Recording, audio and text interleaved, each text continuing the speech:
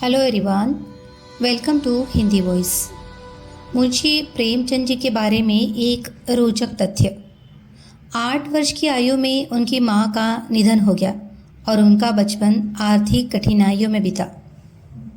मुंशी प्रेमचंद जी की कहानी रसिक संपादक। नवरस के संपादक पंडित चोखेलाल शर्मा की धर्मपत्नी का जब से देहांत हुआ है, आपको स्त्रियों से विशेष अनुराग हो गया है और रसिकता की मात्रा भी कुछ बढ़ गई है। पुरुषों के अच्छे अच्छे लेख रद्दी में डाल दिए जाते हैं, पर देवियों के लेख कैसे भी हो तुरंत स्वीकार कर लिए जाते हैं और बहुधा लेख की रसीद के साथ लेख की प्रशंसा कुछ इन शब्दों में की जाती है। आपका लेख पढ़कर दिल थाम कर रह गया, अतीत जीवन आंखों के सामने मूर्तिमान हो गया। अथवा आपके भाव साहित्य सागर के उज्जवल रत्न हैं, जिनकी चमक कभी कम न होगी। और कविताएं तो हृदय के हिलोरे विश्ववीणा की अमरतान, अनंत की मधुर वेदना, निशा का नीरव गान होती थी। प्रशंसा के साथ दर्शन की उत्कट अभिलाषा भी प्रकट की जाती थी। यदि आप कभी इधर से गुजरे तो मुझे न भूलिएगा। जिसने ऐसी कविता की सृष्टि की है, उसके दर्शन का सौभाग्य मुझे मिला तो अपने को धन्य मानूंगा। लेखिकाएं अनुरागमय प्रोत्साहन से भरे हुए पत्र पाकर फूली न समाती। जो लेख अबागे भिक्षुक की भांति कितने ही पत्र पत्रिकाओं के द्वार से निराश लौट आए थे, उनका यहाँ इतना आदर। पहली बार ही ऐसा संपादक जन्मा है जो गुणों का पारखी है, और सभी संपादक आममान्य हैं, अपने आगे किसी को समझते ही नहीं है। जरा सी संपादकी क्या मिल गई, मानो कोई राज्य मिल गया। संपादकों को कहीं सरकारी पद मिल जाए तो अंधेर मचा दे। वह तो कहो कि सरकार इन्हें पूछती नहीं, उसने बहुत अच्छा किया जो ऑर्डिनेंस पास कर दिए। और स्त्रियों से द्वेष करो, यह उसी का दंड है। यह भी संपादक ही है, कोई खास नहीं चलते। और संपादक भी एक जगत विख्यात पत्र के नवरस सब पत्रों में राजा है। चोखेलाल जी के पत्र की ग्राहक संख्या बड़े वेग से बढ़ने लगी। हर डाक से धन्यवादों की एक बाढ़ सी आ जाती और लेखिकाओं में उनकी पूजा होने लगी। ब्याह, गौना, मुंडन, छेदन, जन्म, मरण के समाचार आने लगे। कोई आशीर्वाद मांगती, कोई उनके मुख से सांत्वना के 2 शब्द सुनने की अभिलाषा करती, कोई उनसे घरेलू संकटों में परामर्श पूछती, और महीने में 10-5 महिलाएं उन्हें दर्शन भी दे जाती। शर्मा जी उनकी अवाई का तार या पत्र पाते ही स्टेशन पर जाकर उनका स्वागत करते, बड़े आग्रह से उन्हें 1 दिन ठहराते, उनकी खूब खातिर करते। सिनेमा के फ्री पास मिले हुए थे ही खूब सिनेमा दिखाते। महिलाएं उनके सद्भावताओं से मुक्त होकर विदा होती। मशहूर तो यहाँ तक कि शर्मा जी का कई लेखिकाओं से बहुत ही घनिष्ठ संबंध हो गया है, लेकिन इस विषय में हम निश्चयपूर्वक कुछ नहीं कह सकते। हम तो इतना ही जानते हैं कि जो देवियाँ एक बार यहाँ आ जाती, वह शर्मा जी की अनन्य भक्त हो जाती। बेचारा साहित्य की कुटिया का तपस्वी है, अपने विधुर जीवन की निराशाओं को अपने अंतस्थल में संचित रखकर मूक वेदना में प्रेम माधुर्य का रसपान कर रहा है। संपादक जी के जीवन में जो कमी आ गई थी, उसकी कुछ पूर्ति करना महिलाओं ने अपना धर्म सा मान लिया। उनके भरे हुए भांडार में से अगर एक शुद्धित प्राणी को थोड़ी सी मिठाई दी जा सके तो उससे भंडार की शोभा ही है। कोई देवी पार्सल से अचार भेज देती, कोई लड्डू, एक ने पूजा का ऊनी आसन अपने हाथों बनाकर भेज दिया। एक देवी महीने में 1 बार आकर उनके कपड़ों की मरम्मत कर देती थी। दूसरी देवी महीने में 2-3 बार आकर उन्हें अच्छी अच्छी चीज़ें बनाकर खिला जाती थी। अब वह किसी एक के न होकर सबके हो गए थे। स्त्रियों के अधिकारों का उनसे बड़ा रक्षक शायद ही कोई मिले। पुरुषों से तो शर्मा जी को हमेशा तीव्र आलोचना ही मिलती थी। श्रद्धामय सहानुभूति का आनंद तो उन्होंने स्त्रियों में ही पाया। एक दिन संपादक जी को एक ऐसी कविता मिली जिसमें लेखिका ने अपने उग्र प्रेम का रूप दिखाया था। अन्य संपादक उसे अश्लील कहते, लेकिन चोखेलाल इधर बहुत उदार हो गए थे। कविता इतने सुंदर अक्षरों में लिखी थी, लेखिका का नाम इतना मोहक था कि संपादक जी के सामने उसका एक कल्पना चित्र सा आकर खड़ा हो गया। भावुक प्रकृति, कोमल गात, याचना भरे नेत्र, बिंब अधर, चंपई रंग, अंग अंग में चपलता भरी हुई, पहले गोंद की तरह शुष्क और कठोर, आर्द्र होते ही चिपक जाने वाली। उन्होंने कविता को 2-3 बार पढ़ा और हर बार उनके मन में सनसनी दौड़ी। क्या तुम समझते हो मुझे छोड़कर भाग जाओगे? भाग सकोगे? मैं तुम्हारे गले में हाथ डाल दूंगी, मैं तुम्हारी कमर में करपाश कस दूंगी, मैं तुम्हारा पाँव पकड़कर रोक लूंगी, तब उस पर सिर रख दूंगी। क्या तुम समझते हो मुझे छोड़कर भाग जाओगे? छोड़ सकोगे? मैं तुम्हारे अधरों पर अपने कपोल चिपका दूंगी, उस प्याले में जो मादक सुधा है उसे पीकर तुम मस्त हो जाओगे और मेरे पैरों पर सिर रख दोगे। क्या तुम समझते हो मुझे छोड़कर भाग जाओगे? कामाक्षी। शर्मा जी को हर बार इस कविता में एक नया रस मिलता था। उन्होंने उसी क्षण कामाक्षी देवी के नाम यह पत्र लिखा। आपकी कविता पढ़कर मैं नहीं कह सकता मेरे चित्त की क्या दशा हुई। हृदय में एक ऐसी तृष्णा जाग उठी है जो मुझे भस्म किए डालती है। नहीं जानता इसे कैसे शांत करूं। बस यही आशा है कि इसको शीतल करने वाली सुधा भी वही मिलेगी जहाँ से यह तृष्णा मिली है। मन मतंग की भांति जंजीर तोड़कर भाग जाना चाहता है। जिस हृदय से ये भाव निकले हैं उसमें प्रेम का कितना अक्षय भंडार है। उस प्रेम का जो अपने को समर्पित कर देने में ही आनंद पाता है।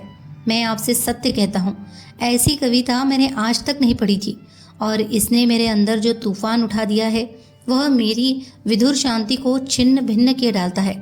आपने एक गरीब की फूस की झोपड़ी में आग लगा दी है, लेकिन मन ये स्वीकार नहीं करता कि यह केवल विनोद क्रीड़ा है। शब्दों में मुझे एक ऐसा हृदय छिपा हुआ ज्ञात होता है जिसने प्रेम की वेदना सही है, जो लालसा की आग में तपा है। मैं इसे अपना परम सौभाग्य समझूंगा यदि आपके दर्शनों का सौभाग्य पा सका। ये कुटिया अनुराग की भेंट लिए आपका स्वागत करने को तड़प रही है। सप्रेम। तीसरे ही दिन उत्तर आ गया। कामाक्षी ने बड़े भावुकतापूर्ण शब्दों में कृतज्ञता प्रकट की थी और अपने आने की तिथि बताई थी। आज कामाक्षी का शुभागमन है। शर्मा जी ने प्रातःकाल हजामत बनवाई, साबुन और बेसन से स्नान किया। महीन खद्दर की धोती, कोकटी का ढीला चुन्नटदार कुर्ता, मलाई के रंग की रेशमी चादर। इस ठाठ से आकर कार्यालय में बैठे तो सारा दफ्तर गमक उठा। दफ्तर की भी खूब सफाई करा दी गई थी। बरामदे में गमले रखवा दिए गए थे, मेज पर गुलदस्ते सजा दिए गए। गाड़ी 9 बजे आती है, अभी 8:30 है। 9:30 बजे तक यहाँ आ जाएगी। इस परेशानी में कोई काम नहीं हो रहा है। बार बार घड़ी की ओर ताकते हैं, फिर आईने में अपनी सूरत देखकर कमरे में टहलने लगते हैं। मूंछों में 2-4 बाल पके हुए नजर आ रहे हैं। उन्हें उखाड़ फेंकने का इस समय कोई साधन नहीं है। कोई हरज नहीं, इससे रंग कुछ और ज़्यादा जमेगा। प्रेम जब श्रद्धा के साथ आता है तब वह ऐसा मेहमान हो जाता है जो उपहार लेकर आता हो। युवकों का प्रेम खर्चीली वस्तु है, लेकिन महात्माओं या महात्मापन के समीप पहुंचे हुए लोगों का प्रेम उल्टे और कुछ ले आता है। युवक जो रंग बहुमूल्य उपहारों से जमाता है, यह महात्मा या अर्ध महात्मा लोग केवल आशीर्वाद से जमा लेते हैं। ठीक 9:30 बजे चपरासी ने आकर एक कार्ड दिया। लिखा था कामाक्षी। शर्मा जी ने उसे देवी जी को लाने की अनुमति देकर एक बार फिर आईने में अपनी सूरत देखी और एक मोटी सी पुस्तक पढ़ने लगे, मानो स्वाध्याय में तन्मय हो गए हैं। एक क्षण में देवी जी ने कमरे में कदम रखा। शर्मा जी को उनके आने की खबर न हुई। देवी जी डरते डरते समीप आ गई। तब शर्मा जी ने चौंक कर सिर उठाया, मानो समाधि से जाग पड़े हो, और खड़े होकर देवी जी का स्वागत किया। मगर यह वह मूर्ति न थी जिसकी उन्होंने कल्पना कर रखी थी। एक काली मोटी अधेड़ चंचल औरत थी जो शर्मा जी को इस तरह घूर रही थी मानो उन्हें पी जाएगी। शर्मा जी का सारा उत्साह, सारा अनुराग ठंडा पड़ गया। वो सारी मन की मिठाइयाँ जो वह महीनों से खा रहे थे पेट में शूल की भांति चुभने लगी। कुछ कहते सुनते न बना, केवल इतना बोले, संपादकों का जीवन बिल्कुल पशुओं का जीवन है। सिर उठाने का समय नहीं मिलता। उस पर कार्याधिक्य से इधर मेरा स्वास्थ्य भी बिगड़ रहा है। रात ही से सिरदर्द से बेचैन हूँ। आपकी क्या खातिर करूँ? कामाक्षी देवी के हाथ में एक बड़ा सा पुलिंदा था। उसे मेज पर पटक कर रुमाल से मुंह पोंछ कर मृदु स्वर में बोली, यह आपने तो बड़ी बुरी खबर सुनाई। मैं तो एक सहेली से मिलने जा रही थी, सोचा रास्ते में आपके दर्शन करती चलूं, लेकिन जब आपका स्वास्थ्य ठीक नहीं है तो मुझे यहाँ कुछ दिन रहकर आपका स्वास्थ्य सुधारना पड़ेगा। मैं आपके संपादन कार्य में भी आपकी मदद करूंगी। आपका स्वास्थ्य स्त्री जाति के लिए बड़े महत्व की वस्तु है। आपको इस दशा में छोड़कर मैं अब जा नहीं सकती। शर्मा जी को ऐसे जान पड़ा जैसे उनका रक्त प्रवाह रुक गया है, नाड़ी छूटी जा रही है। उस चुड़ैल के साथ रहकर तो जीवन ही नरक हो जाएगा। चली है कविता करने, और कविता भी कैसी, अश्लीलता में डूबी हुई। अश्लील तो है ही, बिल्कुल सड़ी हुई, गंदी। एक सुंदरी युवती की कलम से वह कविता कामबान थी। इस डाइन की कलम से तो वह परनाले का कीचड़ है। मैं कहता हूँ, इसे ऐसी कविता लिखने का अधिकार ही क्या है? यह क्यों ऐसी कविता लिखती है? क्यों नहीं किसी कोने में बैठकर राम भजन करती? आप पूछती है मुझे छोड़कर भाग सकोगे? मैं कहता हूँ आपके पास कोई आएगा ही क्यों? दूर से ही देखकर न लंबा हो जाएगा। कविता क्या है जिसका न सिर न पैर, मात्राओं तक का इसे ज्ञान नहीं है, और कविता करती है। कविता अगर इस काया में निवास कर सकती है तो फिर गधा भी गा सकता है, ऊंट भी नाच सकता है। इसको इतना भी नहीं मालूम कि कविता करने के लिए रूप और यौवन चाहिए, नजाकत चाहिए, नफासत चाहिए। भूतनी सी तो आपकी सूरत है, रात को कोई देख ले तो डर जाए, और आप उत्तेजक कविता लिखती है। कोई कितना ही क्षुधातुर हो तो क्या गोबर खा लेगा? और चुड़ैल इतना बड़ा पोथा लेती आई है, इसमें भी वही परनाले का गंदा कीचड़ होगा। उस मोटी पुस्तक की ओर देखते हुए बोले, नहीं नहीं, मैं आपको कष्ट नहीं देना चाहता। वह ऐसी कोई बात नहीं है, 2-4 दिन के विश्राम से ठीक हो जाएगा। आपकी सहेली आपकी प्रतीक्षा करती होगी। आप तो महाशय जी संकोच कर रहे हैं। मैं 10-5 दिन के बाद भी चली जाऊंगी तो कोई हानि न होगी। इसकी कोई आवश्यकता नहीं है देवी जी। आपके मुंह पर तो आपकी प्रशंसा करना खुशामद होगी, पर जो सज्जनता मैंने आप में देखी वो कहीं नहीं पाई। आप पहले महानुभाव है जिन्होंने मेरी रचना का आदर किया, नहीं तो मैं निराश ही हो चुकी थी। आपके प्रोत्साहन का यह शुभ फल है कि मैंने इतनी कविताएं रच डाली। आप इनमें से जो चाहे रख ले। मैंने एक ड्रामा भी लिखना शुरू कर दिया है, उसे भी शीघ्र ही आपकी सेवा में भेजूंगी। कहिए तो 2-4 कविताएं सुनाओ। ऐसा अवसर मुझे फिर कब मिलेगा? यह तो नहीं जानती कि कविताएं कैसी है, पर आप सुनकर प्रसन्न होगे। बिल्कुल उसी रंग की है। उसने अनुमति की प्रतीक्षा न की, तुरंत पोथा खोलकर एक कविता सुनाने लगी। शर्मा जी को ऐसा मालूम होने लगा जैसे कोई भिगो भिगो कर जूते मार रहा है। कई बार उन्हें मतली आ गई, जैसे 1000 गधे कानों के पास खड़े अपना स्वर आलाप रहे हो।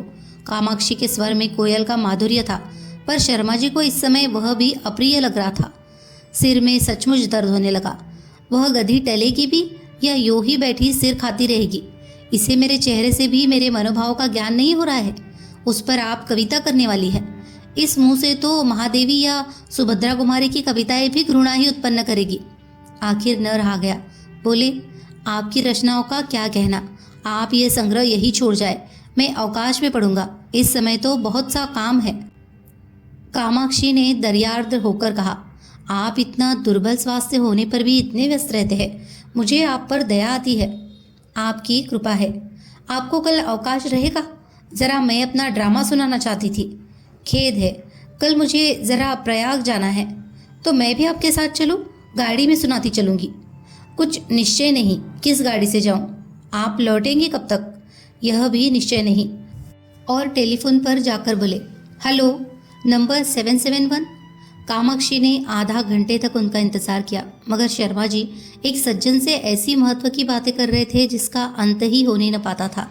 निराश होकर कामाक्षी देवी विदा हुई और शीघ्र ही फिर आने का वादा कर गई।